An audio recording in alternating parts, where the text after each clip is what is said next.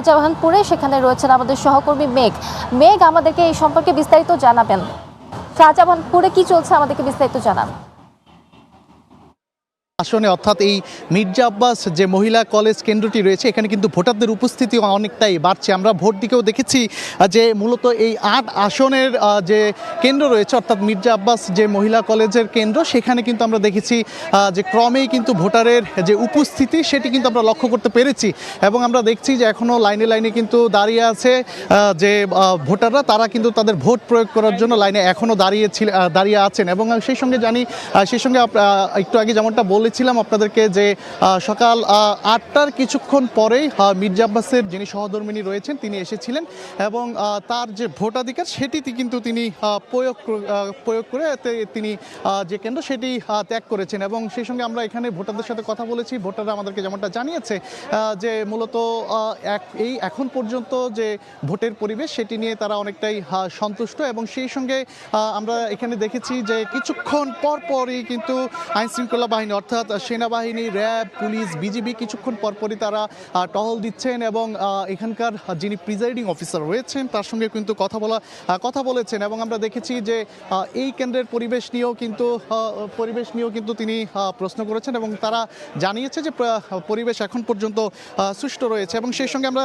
এই মুহূর্তে দেখছি যে মির্জা আব্বাস অর্থাৎ ঢাকা ৮ আসনের যিনি বিএনপির কাণ্ডারি এবং বিএনপির স্থায়ী কমিটির সদস্য মির্জা আব্বাস তিনি কিন্তু এসেছেন এবং আমরা দেখছি যে এই মুহূর্তে এখানে প্রিজাইডিং অফিসার যিনি রয়েছেন তিনিও কিন্তু উপস্থিত আছেন। এবং সেই সঙ্গে জানিয়ে রাখতে চাই যে মিজান গাড়ির দিকে আসো, মানুষ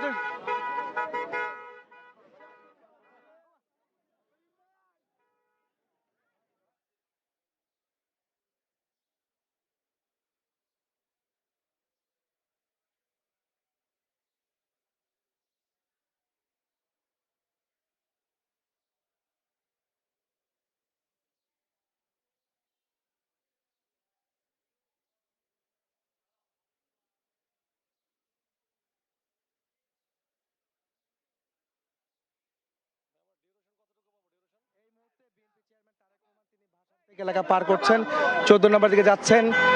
তিনি আমাকে দেখতে পাচ্ছি আমরা। তিনি এই মুহূর্তে তিনি এগিয়ে গেলেন ভাষান থেকে হয়ে 14 নম্বরের দিকে। আমরা চেষ্টা করছি তার গাড়ি বহরের সঙ্গে থাকার জন্য। তিনি যেখানে যাচ্ছেন আসলে সব কেন্দ্রের দিকে তিনি এগোচ্ছেন। আমরা দূর থেকে দেখানোর চেষ্টা করছি। তারেক রহমান তিনি সাধারণ মানুষের সঙ্গে কথা বলছেন। তিনি আপনারা দেখতে পাচ্ছেন সাধারণ মানুষ তার গাড়ি বহর ঘিরে রেখেছেন। তিনি এই মুহূর্তে ভাষানটেক দিয়ে 14 নম্বরের দিকে এগোচ্ছেন। যিনি cantonment Adamjee cantonment school and কলেজে তিনি ভোট কেন্দ্রের ওখানে গিয়েছিলেন। সেখান থেকে এখন আমরা বহরের সঙ্গে রয়েছি। তারেক রহমান এখন কোথায় যাচ্ছেন সেটা আসলে আমরা জানি না। তিনি এখন কোন দিকে যাচ্ছেন আসলে। সময়টির পর্দায় দেখতে পাচ্ছেন যে বিএনপি চেয়ারম্যান তারেক রহমান তিনি সকালে ভোট দিয়েছেন এবং একই সঙ্গে এখন বিভিন্ন ভোট কেন্দ্রের দিকে এগোচ্ছেন। বিভিন্ন ভোট কেন্দ্রের দিকে তিনি যাচ্ছেন এবং সাধারণ মানুষের সঙ্গে তিনি একটা সংযোগ তৈরি করছেন, যেটি তার আসলে এই এলাকাতে তার যদি বলা যায় যে তিনি একেবারেই বহুদিন আসেননি এবং এই রাস্তা জুড়ে তিনি সাধারণ মানুষের সঙ্গে কুশল বিনিময় করছেন, দোয়া চাইছেন। আমরা দেখেছি দুহাত তুলে তিনি দোয়া চেয়েছেন। এবং তারেক রহমান সকালে কিন্তু ভোট দিয়েছিলেন আজকে গুলশান মডেল হাই স্কুলে তিনি ভোট দিয়েছেন এবং তার স্ত্রী এবং তার কন্যাও কিন্তু ভোট দিয়েছিলেন আজকে সেই কেন্দ্রে আমরা দেখেছি। এখন তিনি 14 নম্বরের দিকে এগোচ্ছেন। তার গাড়ি বহরটি আমরা দেখতে পাচ্ছি এবং রাস্তায় যে মানুষজন তার গাড়ি বহরে যারা রাস্তায় দাঁড়িয়ে আছেন তারা তাকে দেখার জন্য, তার কথা শোনার জন্য, তাকে একবার শুভেচ্ছা বিনিময় করার জন্য তারা কিন্তু অপেক্ষা করছিলেন।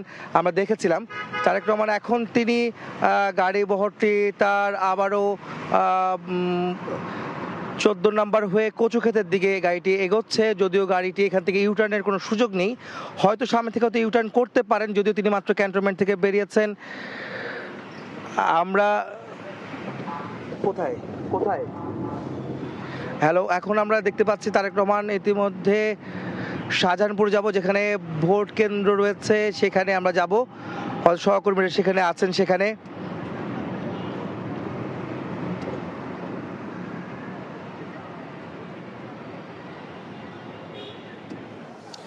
যেমনটা বলছিলাম যে ঢাকা ৮ আসনের বিএনপির কাণ্ডারি যিনি রয়েছেন তিনি কিছুক্ষণ আগেই এই ভোট কেন্দ্রে প্রবেশ করেছেন, অর্থাৎ এই মির্জা আব্বাস যে মহিলা ডিগ্রি কলেজ রয়েছে, মহিলা ডিগ্রি কলেজের কেন্দ্রের প্রথম যে কেন্দ্রটি, অর্থাৎ এখানে মোট 3টি কেন্দ্র রয়েছে। 3টি কেন্দ্রের মধ্যে প্রথম কেন্দ্রে এখানে পুরুষ এবং মহিলা উভয়ই কিন্তু এখানে এসে তাদের ভোট কিন্তু প্রয়োগ করছে। এবং সেই সঙ্গে আমরা দেখছি যে এই মুহূর্তে ঢাকা ৮ আসনের যিনি বিএনপি কাণ্ডারি এবং বিএনপির স্থায়ী কমিটির সদস্য মির্জা আব্বাস, তিনি তার ভোটাধিকার কিন্তু প্রয়োগ করার জন্য তিনি কেন্দ্রে প্রবেশ করেছেন। এবং এখানে মূলত যে ভোট কক্ষ নম্বর অর্থাৎ বুথ নম্বর যেটি রয়েছে সেটি হচ্ছে যে এই বুথ 1 নম্বর কক্ষে তিনি মূলত প্রবেশ করেছেন। এবং একটু জানিয়ে রাখতে চাই যে এখানে মূলত 3টি কেন্দ্র রয়েছে। এর মধ্যে যে প্রথম কেন্দ্রটি রয়েছে অর্থাৎ মির্জা আব্বাস এখন যেখানে তার ভোটাধিকারটি প্রয়োগ করবেন, সেখানে মূলত পুরুষ ও মহিলা ভোটার মিলে ৩,৩২৯ জন ভোটার রয়েছে। এর মধ্যে পুরুষ ভোটার রয়েছে এবং ১,৬৪৯ জন এবং মহিলা ভোটার রয়েছে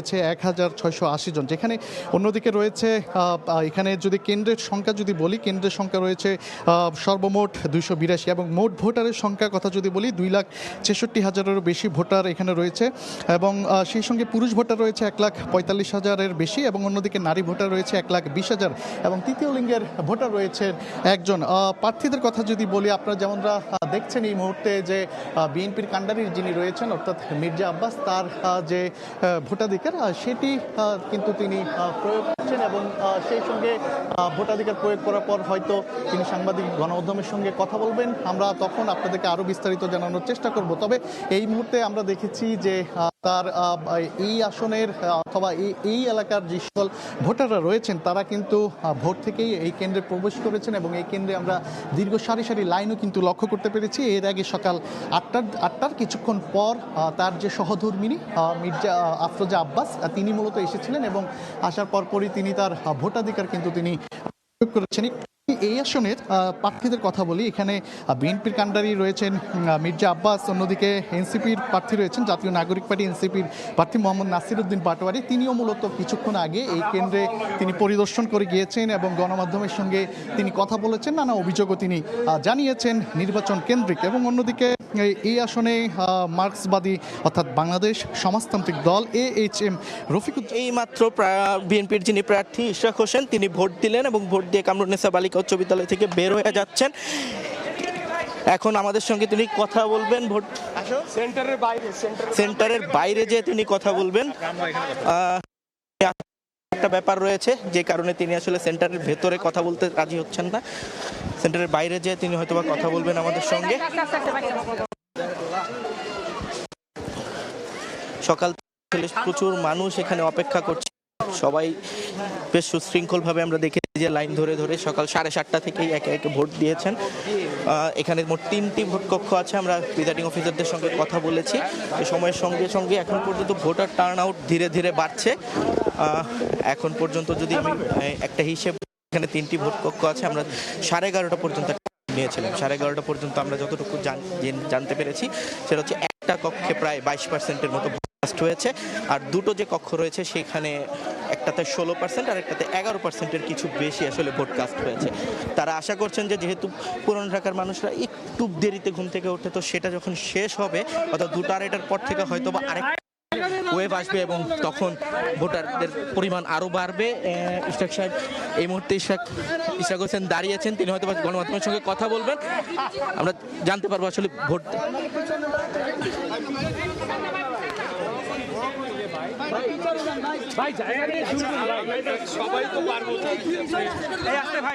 সবাই পাবে তো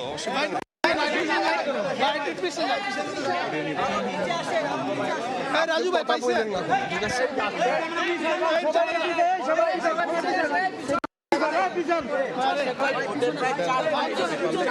শেষের পথে এখন পর্যন্ত ভোটার টার্নআউট কেমন বা আপনাদের কাছে তথ্য কি আছে?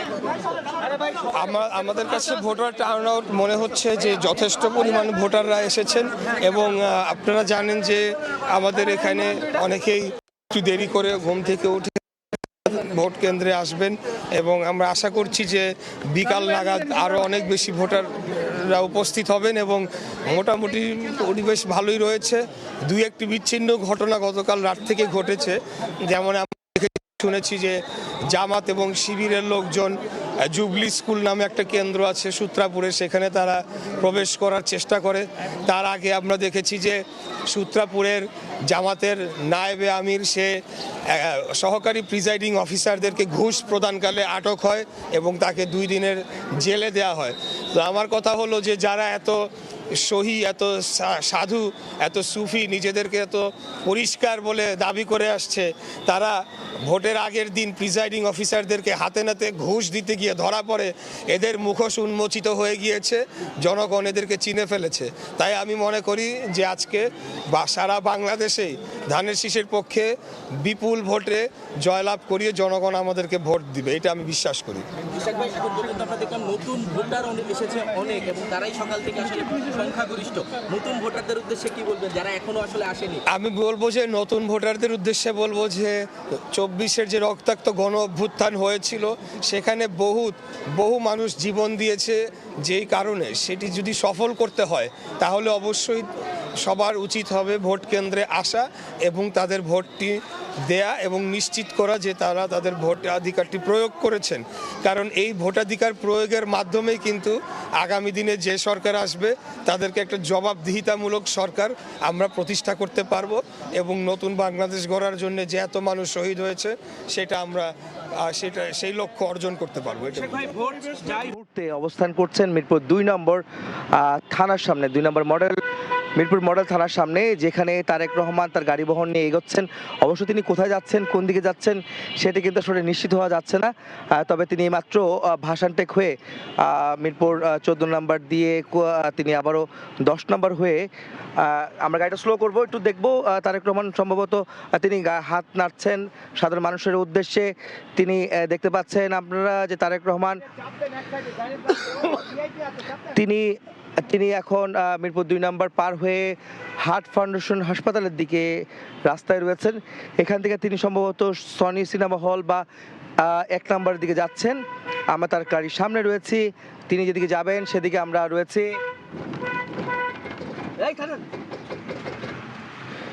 এই মুহূর্তে বিএনপি চেয়ারম্যান তারেক রহমান তিনি 2 নম্বর রয়েছেন, মিরপুর 2 নম্বর এলাকায় রয়েছেন। আপনারা জানেন যে বিএনপি চেয়ারম্যান তারেক রহমান আজকে সকালে গুলশানে তার যে 17 নম্বর আসন তিনি এখানে প্রার্থী হয়েছেন এবং তিনি যেখানকার ভোটার, সেই এলাকার Gulshan model high school and কলেজের ভোট কেন্দ্রে তিনি ভোট দিয়েছেন এবং তার স্ত্রী ডাক্তার জুবাইদুর রহমানের সঙ্গে ছিলেন ভোট দেওয়ার সময় এবং জাইমা রহমান তার কন্যা তিনিও কিন্তু সঙ্গে ছিলেন, ভোট দিয়েছেন, তারাও কিন্তু ভোট দিয়েছেন। তিনি এই মুহূর্তে বিএনপি চেয়ারম্যান তারেক রহমান তার গাড়ি ভর্তি সামনে এগিয়ে যাচ্ছে। আমরা দেখতে পাচ্ছি তিনি তার যে যাওয়ার রাস্তাটি, এই পথে যারা সাধারণ মানুষরা আছেন তাদেরকে তিনি দেখে হাত নাড়ছেন, শুভেচ্ছা বিনিময় করছেন, কুশল বিনিময় করছেন এবং দোয়া চাইছেন নির্বাচনী ফলাফল যেন তাদের পক্ষে যায়, তাই সেই দোয়া কিন্তু চাইছেন। আমরা দেখতে পাচ্ছিলাম তারেক রহমান কিন্তু ইতিমধ্যে তিনি এখন বিএনপি চেয়ারম্যান মিরপুর 2 নম্বর এলাকায় ক্রস করে সনি হলের দিকে এগোচ্ছেন।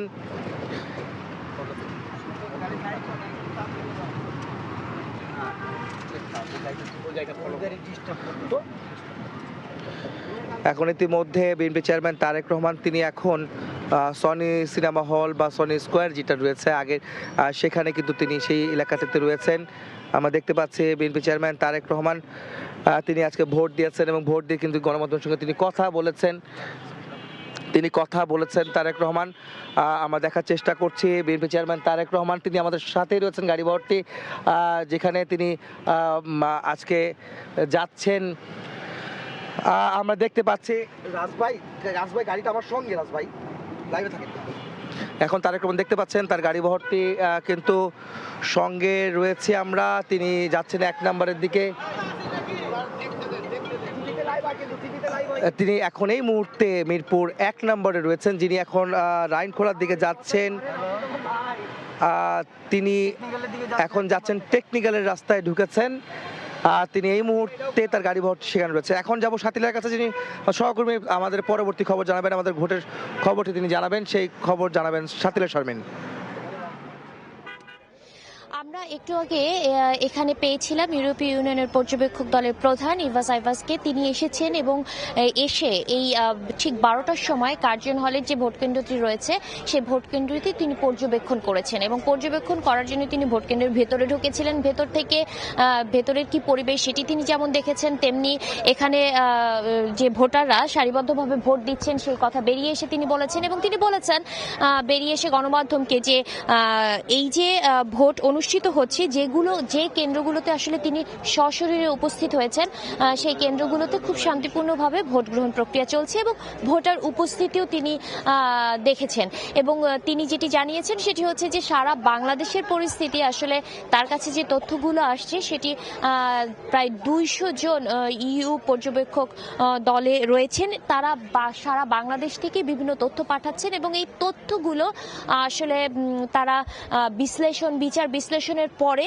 14 তারিখে ইউর পক্ষ থেকে একটি প্রাথমিক প্রতিবেদন দেওয়া হবে বাংলাদেশের ত্রয়োদশ জাতীয় সংসদ নির্বাচন কেমন হয়েছে তার বিষয়ে। কিন্তু এর আগে আসলে গণমাধ্যমে খুব বেশি কিছু তারা জানাননি। আমরা সকালে দেখতে পেয়েছি যে সকাল 7:30টায় সিদ্ধেশ্বরী গার্লস হাই স্কুলে আসলে গিয়েছিলেন তিনি এবং পরিদর্শন প্রথমেই যখন ভোট কেন্দ্র আসলে খোলা হয়েছিল সেই ভোট কেন্দ্রগুলোতে আসলে প্রথম থেকেই যখন ভোট দেওয়া শুরু হয়েছিল তার আগে থেকেই সেই পরিবেশগুলো আসলে পর্যবেক্ষণ করেছিলেন এই ইউ প্রতিনিধি দল। এরপরে আসলে ঠিক আধা ঘন্টা পরে আমরা দেখেছি ভিকারুন্নেসা নূন স্কুল অ্যান্ড কলেজে উপস্থিত হয়েছিলেন কমনওয়েলথের যে পর্যবেক্ষক দল বাংলাদেশ সফর করছে তার চেয়ারম্যান এবং এই পর্যবেক্ষক দলের চেয়ারম্যান আমাদেরকে যেটি জানিয়েছেন সেটি হচ্ছে যে ওই সময় পর্যন্ত তিনি যতদূর দেখেছেন শান্তিপূর্ণভাবে ভোট হচ্ছে এবং আসলে খুব আর্লি কোনো কমেন্ট তারা করতে চাননি এবং গণমাধ্যমে তাদের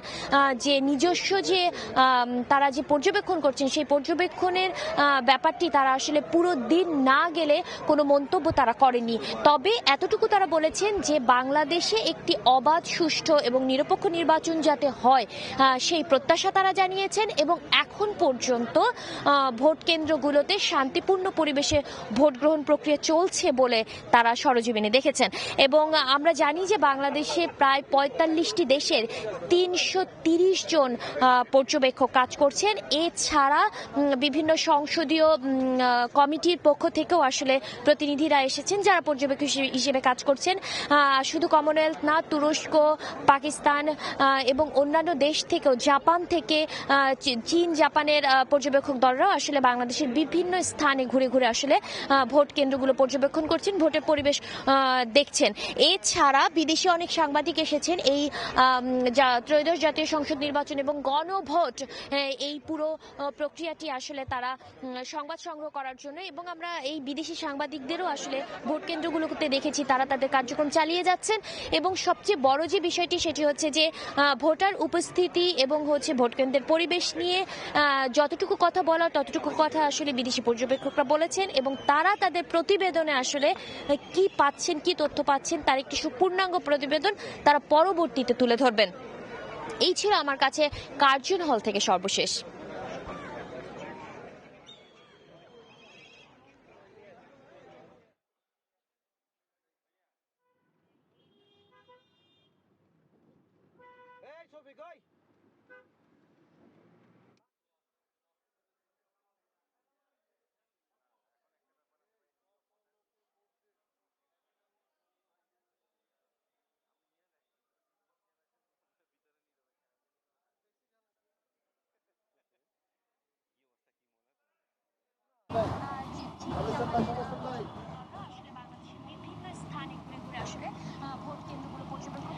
আমরা দেখছিলাম ঢাকার বিভিন্ন আসন থেকে যুক্ত হয়েছিলেন আমাদের সহকর্মীরা।